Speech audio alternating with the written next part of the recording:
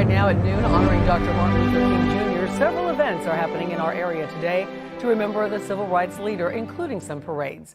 And Local 10 News reporter Annalise Garcia is live at 1 in Pompano Beach. But we're going to start things off with our Local 10 News reporter Trent Kelly, rather. He is in Miami, where the parade has returned to the streets this year after being canceled because of COVID. Trent. Yeah, that's right, Janice. You may remember last year, because of COVID-19, organizers of this event, they still had a parade of sorts, but instead of coming out and watching from the street, people had to watch online. Well, this year, the parade is back, and if you take a look behind me, you can see some of the vehicles and the floats are still working their way down Northwest 54th Street. If we can, let's take you to the air right now. Just about 20 minutes or so ago, we did see a pretty large group of kids riding through here on their bikes. Again, this was just a short time ago, those kids weaving their way through the floats down here, bringing things to a halt just for a bit. Sky 10 showing us some of that. This marking the 45th year that the MLK parade has been held here in Miami. All the floats and bands traveling through the heart of Liberty City, the very same area Dr. King once frequented. It's a big thing. Growing up in Liberty City, Florida, we did this a lot lately, and now for it to be up and coming and running again, this is a great experience. A meaningful march returning to the streets of Miami to honor the life and legacy of a monumental man, Dr. Martin Luther King Jr. From last year to now, it is truly, truly a blessing to be back on the streets.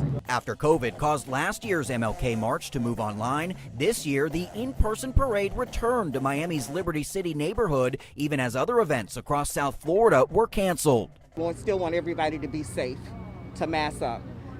With this year, with a lot of things that have happened over the past couple of years or whatever, it was very important to make sure that this parade takes place. We were determined that we were going to have our voting rights and our civil rights, which is the same issue now that's going on right now. Among those attending today was Dr. May Christian, a civil rights activist who marched at Selma on Bloody Sunday. She even received the Congressional Gold Medal for her work as a foot soldier in the 1965 voting rights marches. We march, and we march diligently.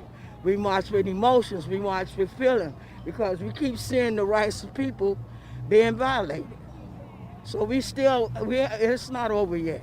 A fight that continues today, more than 50 years after Dr. King's assassination.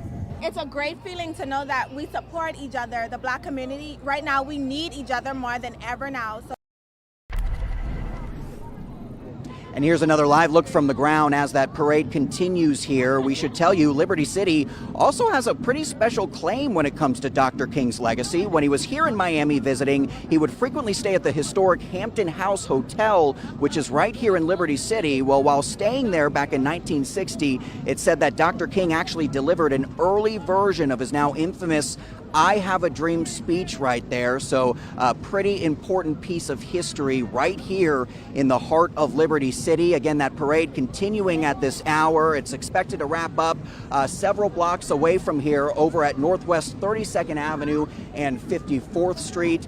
There was supposed to be a continued celebration that was going to happen at Martin Luther King Jr. Park. That has now been canceled again due to some of the COVID concerns. But all in all, a great parade here as it returns to the city of Miami to honor Dr. King's legacy.